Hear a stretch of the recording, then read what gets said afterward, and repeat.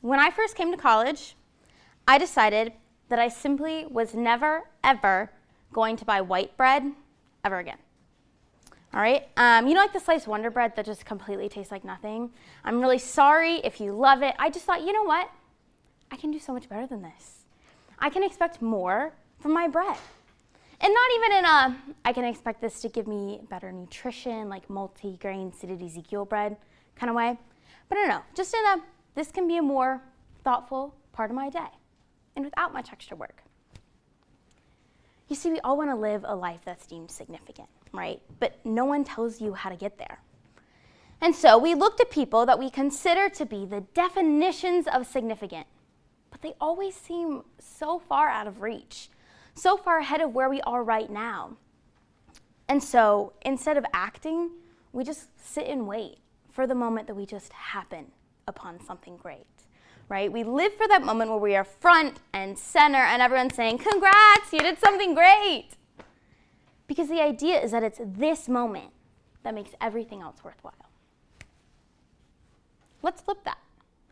I want to flip our perspective of what it means to live a life of significance, to define it not as something you determine when you're at the top looking back, but rather as an actionable goal you achieve and when you live in significance in every day, especially in the small stuff.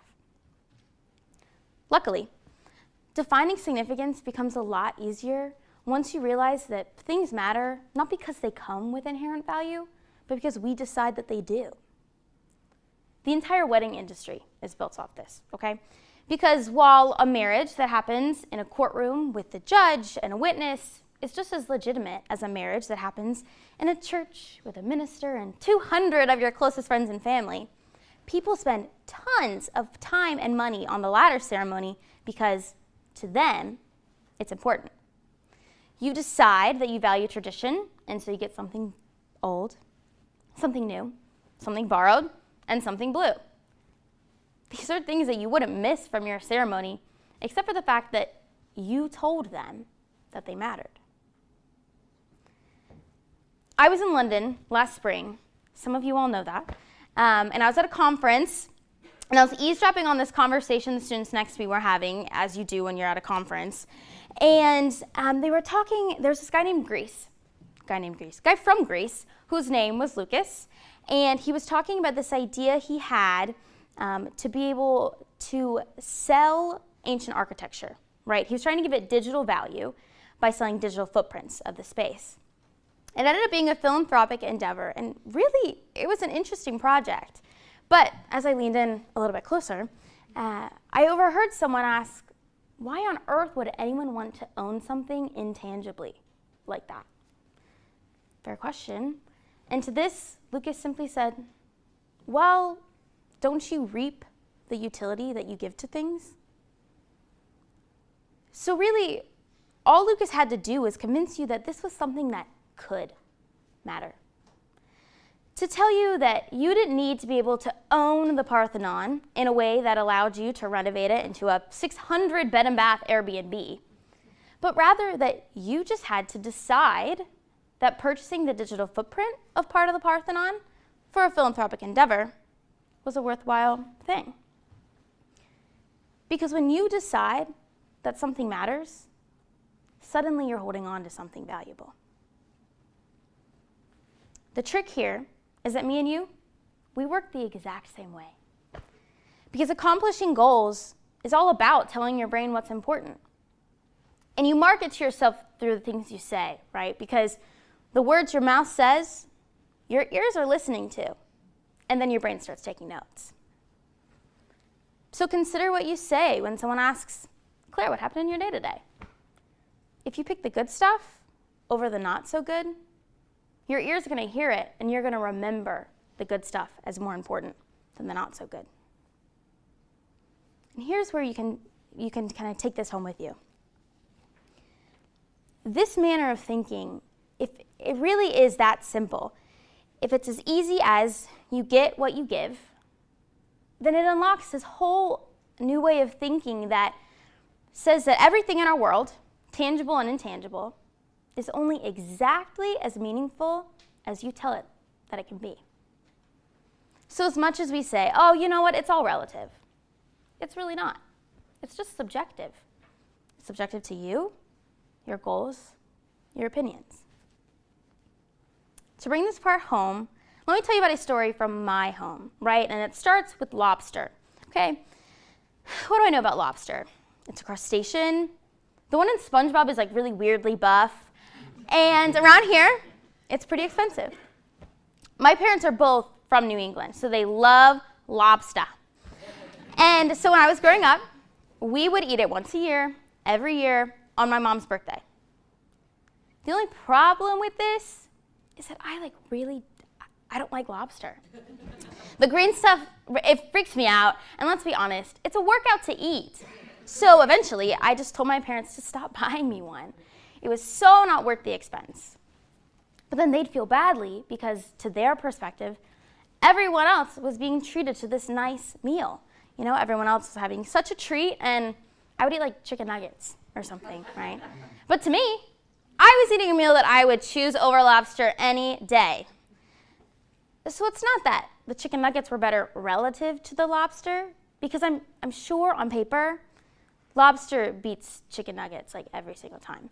But the point was, to me, subjectively, chicken nuggets were better than lobster. Because when you tell something that it's going to be important to you, it will. When you decide that things matter, they will. If you tell yourself that sourdough bread means more to your morning than Wonder Bread, funnily enough, it will. And here's where you can apply this to just like your regular, everyday life, okay? To me, the understanding of this is as easy as understanding the difference between a piece of buttered Wonder Bread and a piece of olive oil fried sourdough, okay? At the roots, we're literally just talking about toast right now, all right? I hand you a piece of it and you're like, great, this is a piece of bread cooked twice with some fat on it. But the way that you perceive and interact with a piece of buttered Wonder Bread and a piece of olive oil fried sourdough is very different. And when I told you that freshman year, I just stopped buying Wonder Bread, that's why. Because the bread you choose at the store, however small and funny a thing, is a part of your life. And it's a part that can be significant. And I know we're in this trend where we say, well, if everything matters, then really nothing matters. But everything is significant doesn't mean that actually nothing is. It means that everything has the capacity to be. Everything is significant not because it has to be. Your toast does not need to be special. And it won't always be. But the point is that it can be. And that's the big secret. Up until now, all you had to do this whole time was sit here and nod your head and be like, yes, Claire, I'm with you.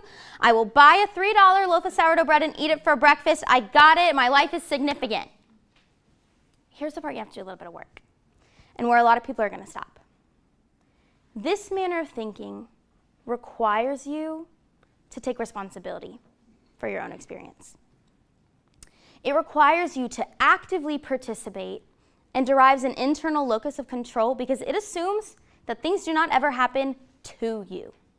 Things just happen and you handle them. But it also assumes that you have some power to influence your surroundings. Because if the bread you choose to eat your breakfast with matters, what else do we need to be paying attention to? To answer this, let me introduce you to my favorite thinker, Hannah Arendt. Hannah Arendt was a political philosopher, an author, and a Holocaust survivor. She's widely considered one of the most influential political theorists of the 20th century. And to me, she is that splash of cold water that you need in the morning. There's a movie, biography, about Hannah Arendt, and the final speech of the film is a lecture in which Arendt introduces this idea, the banality of evil. This frames her theories that the worst atrocities occur not because of one wicked doer, but by many apathetic enablers. She goes on to describe this phenomenon that occurred in the Holocaust in which many Nazis seemed to be able to completely remove themselves from guilt by saying that they acted without intention or conviction, good or bad. They had simply followed orders. And she quotes Socrates and Plato, who describe thinking as a conversation between me and myself, and they claim that that right there is the line that defines humanity. And so the refusal to engage in this internal dialogue strips you of that human component and allows the greatest of evils, not through action, but in our failure to protest. This is why believing your choices matters. Because everything is significant holds you accountable. And when you feel accountable for and to the world around you, you pay attention. And suddenly, every way you interact with the world is thoughtful and consequential. So the challenge then is to stay active. The challenge is to decide that life is something we do, not something that ever happens to us, and that every part of it matters. The beauty of all of this, of the achievable definition of significance, the simplicity of taking life for its pieces and parts, is that those pieces and parts often come together in a way that we didn't even know to look for. I've offered you several repeatable ways to insert significance into your everyday life. The reason for this is so that hopefully you'll take them and apply them to your everyday life, and then they become a habit. Because I believe that, like all good things, living a life of significance is something that you have to practice. And because of these habits, you'll be prepared when the opportunities arrive. Because very rarely are people just walking about their day and they just happen upon a big opportunity and get lucky with success. Sometimes, sure, in movies, like probably a lot of times, but really, luck favors the prepared. And it's because of their practice that they're ready to knock it out of the park when it arrives. The weekend of Hurricane Ian, my roommate and I watched a lot of movies. Like a lot of movies. At one point, I paused a movie to leave and go to the movie theater to come back and play the movie, right? So one of the movies we watched was The Blind Side. If you're not familiar, it's a true story of a family who takes in and eventually adopts a teenager from, quote, the wrong side of town. They give him a home, they put him through school, college, he ends up playing football and goes pro. It is a classic, heartwarming Tim McGraw movie, right? But when we were coming back from the movies, you notice I could go back and hit play and finish my other movie. We were talking about the story, and my roommate said something that caught me off guard. Something along the lines of how incredible of a thing this was for them to do, how huge it was. And I realized something so important. No matter how much you have to give, if you're out of practice, it's going to feel like a lot.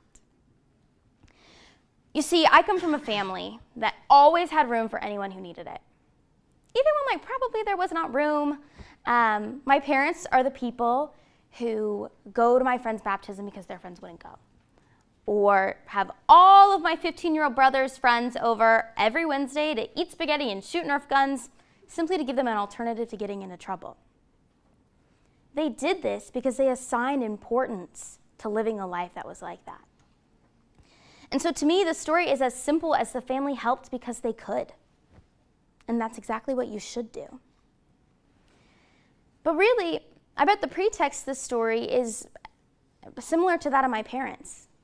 I bet that they, too, assigned importance to being the house friends went to for Thanksgiving, to being the first ones to make a meal for someone who just had surgery.